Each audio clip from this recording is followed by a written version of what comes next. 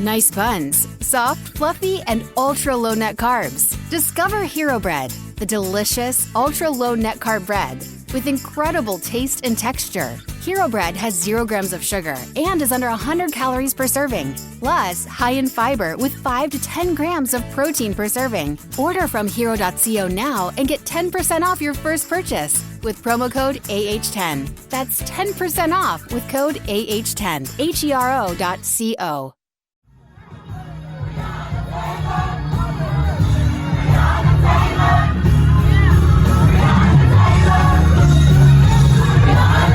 This is Make It Plain. Make It Plain. M.I.P. With Masamela Matfumo. Mark Thompson. Make it plain. Get woke.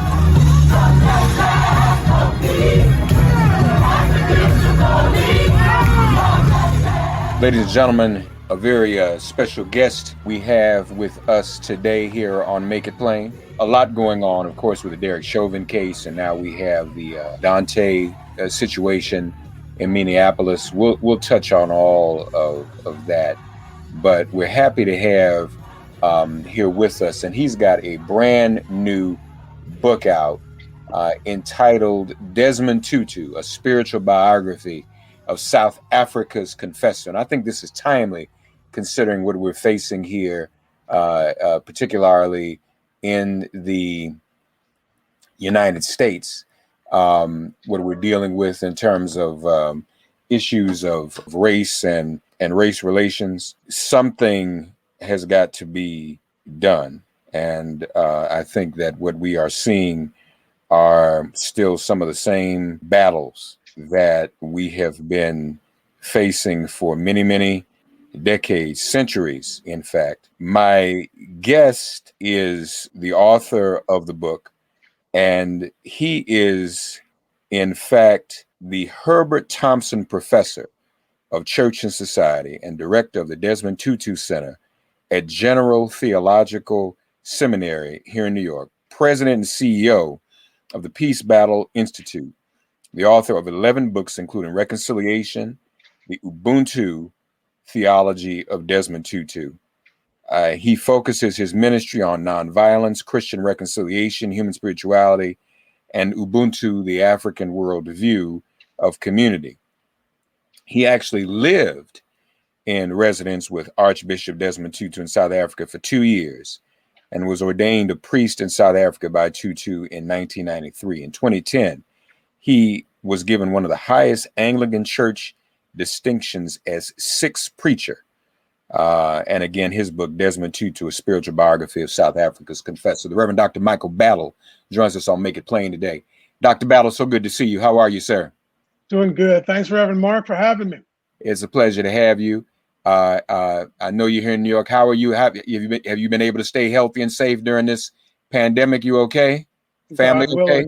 Yeah, we're still doing good. Okay, that's good. We're happy to hear that. It's a relief to know. With all that's going on right now, I remember distinctly the anti-apartheid movement. I was very much involved in it, was a great admirer of Bishop Tutu. As a matter of fact, I was more of an admirer in the beginning of Bishop Tutu than Nelson Mandela because I could physically see Bishop Tutu. We could see him, watch him, hear his voice, emulate him. And so I was drawn to him immediately. And obviously was able to go there myself several times. Do you see some of these tensions here in America today around police violence, representing a similar atmosphere as we saw in South Africa in those waning days of apartheid? Most definitely. And I can understand your reasons of seeing Tutu because during those years, especially in the 80s, most of the Black leadership, political leadership, was in prison or they were forced to leave South Africa. And so Tutu was one of the few leaders that was able to continue to be a public face. And Mandela also said the very same thing, out of sight, out of mind.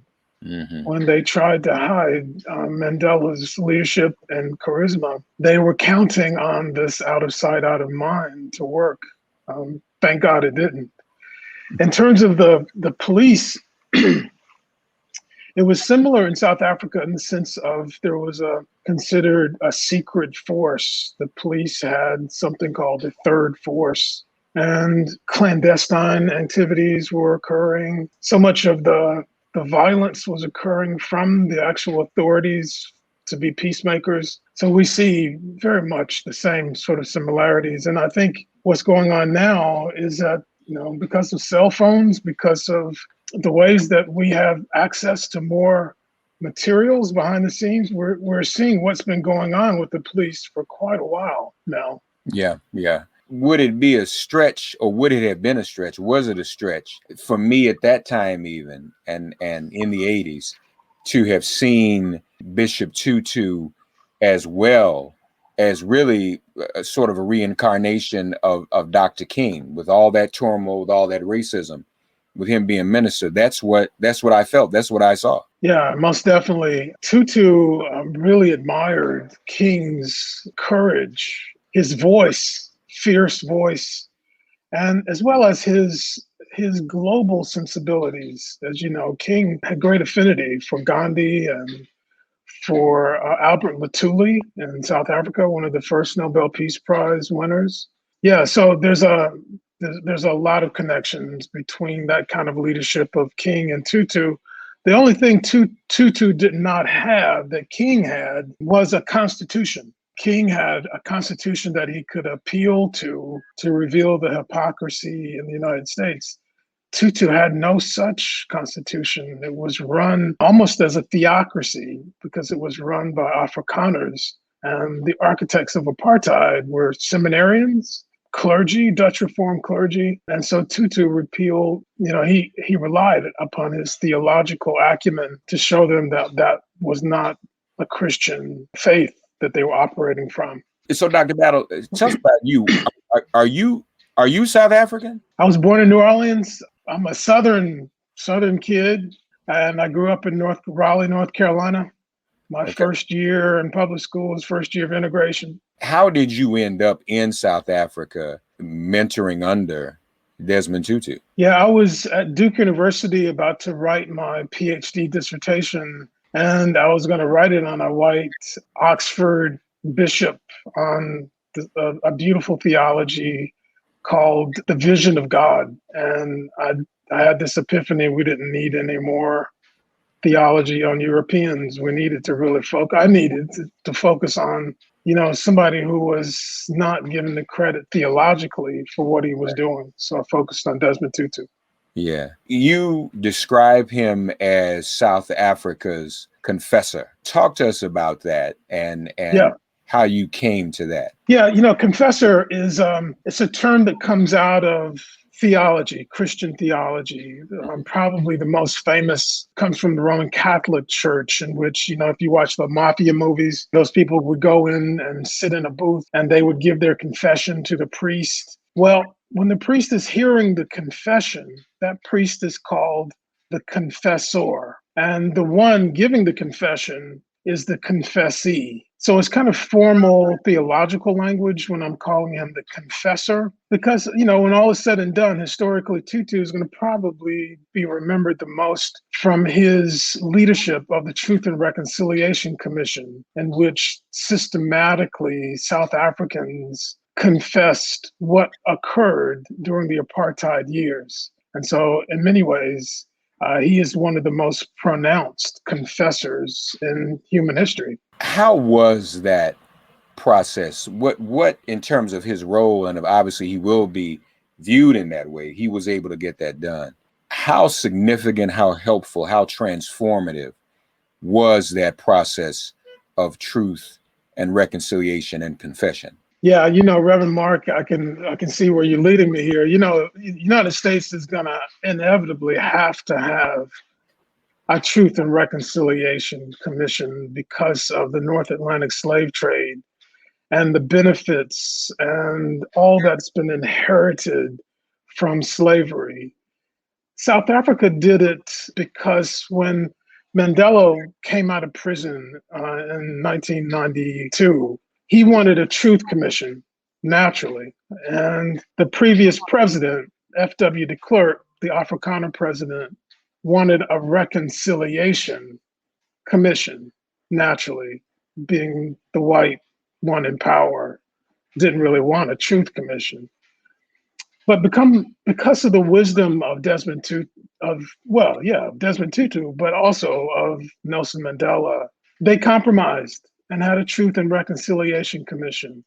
And there have been other Truth and Reconciliation Commissions around the world, especially in Chile and Panama, but there's never been one as powerful and as real, and not just with the military, but with the whole nation state, as South Africa did. I mean, when all is said and done, that was one of the most unique Truth and Reconciliation Commissions experiments by any other nation state. So, yeah, I think it helped South Africa to move beyond a quagmire, which we see in the Middle East, which we see in many other nation states around the world, constantly embattled in civil war. It helped South Africa to skip those steps. But if you don't face what is the historical cause of the country, you keep repeating these same systemic, dysfunctional episodes. It's like a virus. It just keeps coming back.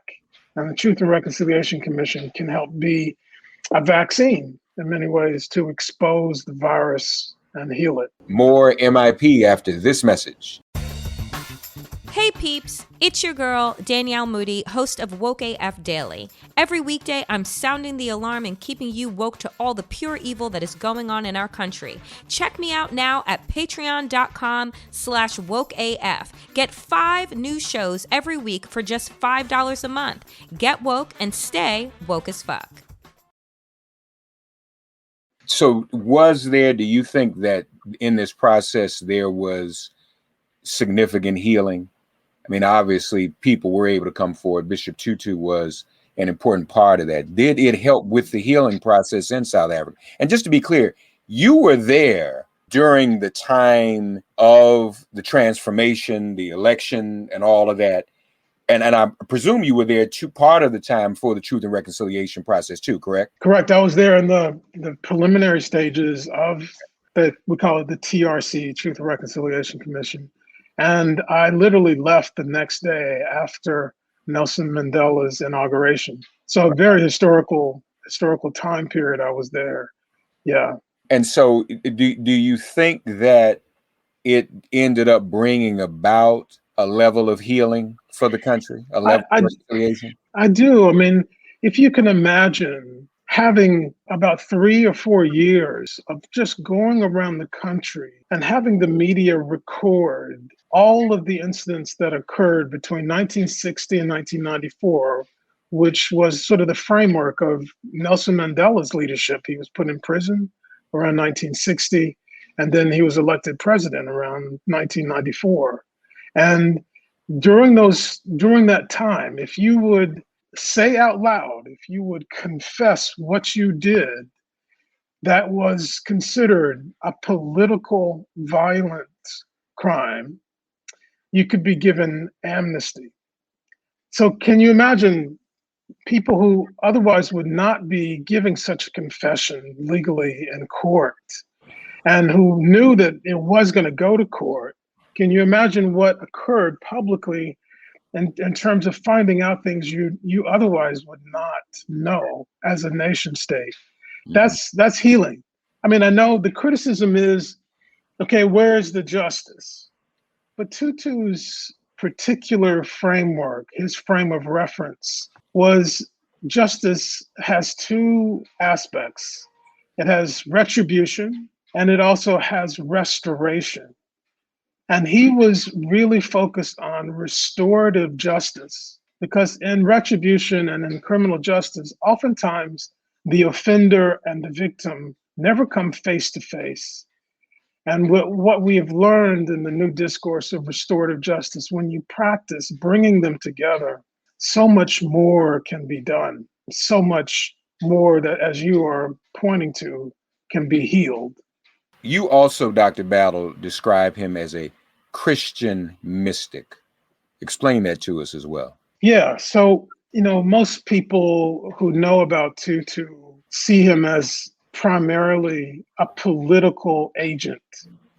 Even though they know he's a Christian, an archbishop, because of his leadership against apartheid, they see him simply as a political figure. It's similar to what the sort of stereotypes of Martin Luther King was. And many did not know the depth of his theology, his spirituality, his understanding of satyagraha with Mahatma Gandhi, and so on. So Tutu is trained by monks. Early on when he was a child, he was sickly, and a monastic community, the community of the resurrection, really groomed him for leadership. This monastic community was in the Anglican Church from England, and they saw the genius of Tutu, and they groomed him, and they also allowed him to go over to London and study theology. Again, similar to Gandhi. I mean, Gandhi went over to London to really understand this empire, this British Empire. Tutu had a similar epiphany as he was studying theology. But it's kind of like, the superhero movies, Batman, and then when they go and meet with the monks in these monasteries, and they have their epiphanies of who they are, and their training and their physical acumen come together with their spirituality. Well, Tutu had very similar experiences of being grounded, and this Christian mysticism that he learned in terms of, he prayed about 5 times a day. The grounding that he had with God, the fearlessness that he learned, it came from that substantive character of contemplating the presence of God. And the longevity of his life also points to this Christian spirituality that maintained him. Yeah, but you've also talked about his political spirituality. So explain, as someone who's probably myself a kitchen table theologian, help me reconcile the mysticism, the Christian mysticism, as well as the political spirituality and how they intersect, Professor Battle. Sure. Well, as you know, Reverend Mark, he was in basically a theocracy. The Afrikaners set up a government based on a religious worldview from the Dutch Reformed. The term apartheid is really a theological term. It's, in the view of the Afrikaner, a word which means to be holy, to be set apart. And in a dysfunctional theology, they understood that they were set apart for God's purposes, that they were the chosen Israel, that they were the ones set apart to lead these people out of heathenism and out of backwardness and so on. So Tutu's political spirituality was up against the Afrikaners' political spirituality. And many people don't know, but in South Africa, you've got 2 white identities. It's not just one white identity, it's 2 white identities. You have the British and you have the Afrikaners. And the British, and both of these white identities were at each other's throats. The British placed the Afrikaners in concentration camps at the turn of the 20th century. And so you have the Afrikaners hunkering down on a apartheid theology that God is with them, not just against Black people, but against the British. Tutu's genius of his own spirituality was to show that as long as you treat any human being as unequal, you are treating God and the same way, that every human being is made in the image of God. So theology and political theory came together. And the ways that I think Tutu was successful was that he helped to shape the imagination of the Afrikaner to finally realize that apartheid was hurting God. And so I think in a nutshell, that's how the sort of political theory and the spirituality come together. More MIP after this message.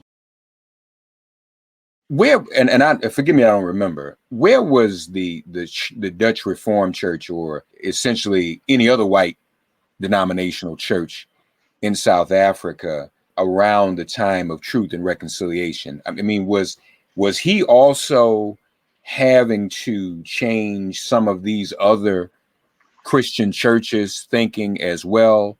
I mean, were they trying to catch up with that political theology and that same reconciliation and confession that Bishop Tutu was espousing as his theology? Yeah, the Dutch Reformed Church had its prophets. And so even from the very beginning and even during apartheid, they had prophets that were pointing out the sinfulness of apartheid. You probably have heard of Alan Bozak and others. They are Dutch Reformed, but they were prophets that were calling apartheid a heresy. Yeah, so Tutu did continue to wrestle with the government, whose leaders were Dutch Reformed, to remind them that what they were doing with such a governmental practice of apartheid was sinful. And he did try to, as best he could, listen to what they were saying. But he would also say that, if you want to truly be a Christian, you can never treat and categorize any human being as an untouchable. Mm-hmm, mm-hmm. And would you say that his role and the impact of the TRC in South Africa have had a significant lasting effect on the country and on faith? Yeah. Yes. Tutu's spirituality, I think, is his genius, because what you see behind the scenes in his life is what you get in his public life. There's a profound integrity. And that also transfers into his leadership between an anti-apartheid leader and a leader in the midst of a majority Black government. Tutu would get on Mandela's nerves, for example, by always talking about the pay scale that many of the government leaders in the ANC were receiving, while at the same time there was no infrastructure. There was no focus on an infrastructure for the majority of the country. Right. So how could you have these high-paying salaries when the government hadn't yet gotten the infrastructure that they were promising to all the South Africans? And so, of course, Tutu and Mandela were really good friends. But he was a thorn in the side, not just in an anti-apartheid sense, but he was a thorn in the side of the ANC. He was consistent. He had integrity with what he was doing. Yeah. Well, good. I mean, that's what he was supposed to have done. Folks, Desmond Tutu, a spiritual biography of South Africa's Confessor. I'd be remiss if I didn't ask you this. Well, you talked about a little bit how he went to London to learn. It's interesting how he and Mahatma Gandhi went to the seat of their oppressor to learn and then come back and dismantle the oppression, obviously validating our oppressors' fears and anxiety about us being educated, about that's, you flip it and turn it right back around. Being involved myself now in the reparations movement. But I'm gonna tell you something, Dr. Battle. See, what you're talking about here, though, is the spiritual aspect of the TRC in South Africa. So at the moment, unless we can recruit you, there's not necessarily that confessor presence that exists within any of the conversations around the TRC now. So talking to you, I think that's something that we will miss and we must figure out a way to consider in this country. Would you not agree? I do. I agree. And I think it should be at least a year. And we need to get the media and experts like you to expose it systematically to the public for at least a year, to hear the stories of people, octogenarians, people whose parents were born in slavery. We still have them alive, and they need to be up front and talk in a primary way, firsthand, about the stories of their lives, because that would make a huge impact. Yeah, no question about it. Folks, we invite you to check out the book Desmond Tutu, a spiritual biography of South Africa's Confessor. And of course, as we've discussed today, not only does Dr. Battle take us through Bishop Tutu's role as a mystic, but as a confessor, as one who represents political spirituality and political theology, which to people like me is not a bad thing at all. You know, it's interesting. Listen, Dr. Battle, so those of you who know me, imagine if Dr. Battle had been my professor. He's too young to be. You and I are actually close to the same age and close to the same birthday. You're December 12th. I'm December 21st. We're about 3 years apart. But when I was a freshman in 1985 at Georgetown University, I just about almost got kicked out of school for leading the divestment campaign on that campus, and stayed in the anti-apartheid struggle from that age of 18 on. Now, if I had run into someone like you then as my professor, teaching the way I'm sure you teach your students now, I mean, I just would have been even a bigger mess, even more trouble than I already was, man. Oh my God.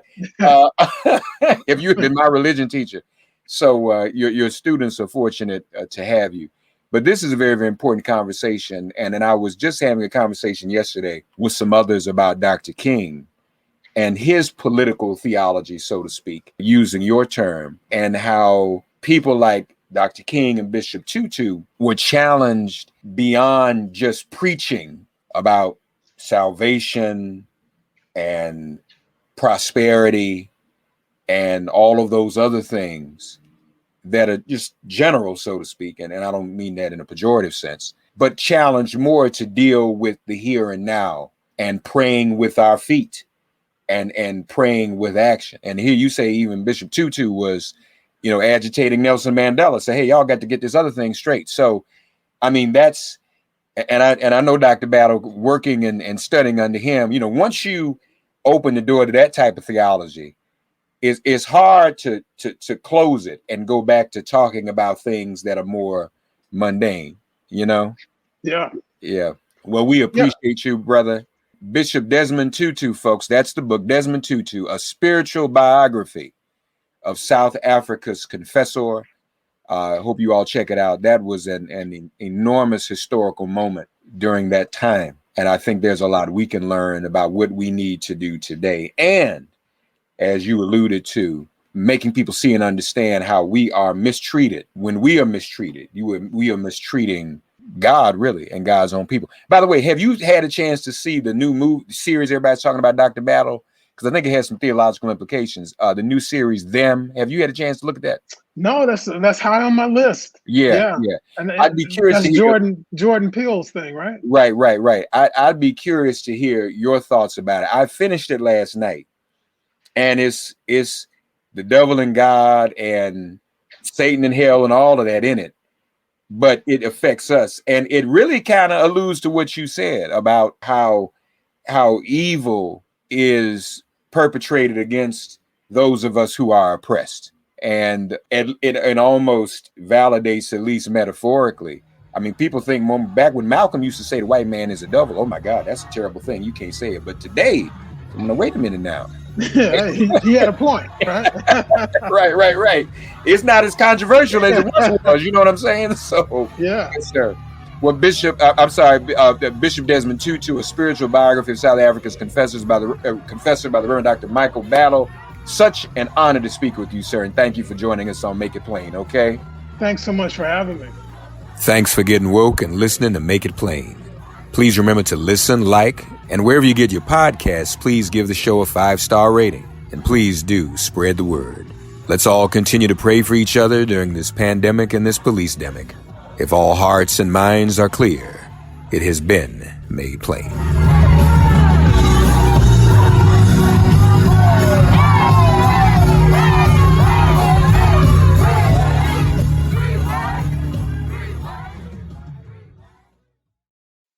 Not all bread is created equal. And if you like yours soft, fluffy, moist, and delicious, then Hero Bread and Buns should be your first choice. But Hero Bread isn't just about taste and texture. It's high in fiber with ultra low net carbs with 0 grams of sugar. Order today at hero.co and use the code AH10 to get 10% off your first purchase. That's AH10 at hero.co, HERO.co for 10% off your first purchase.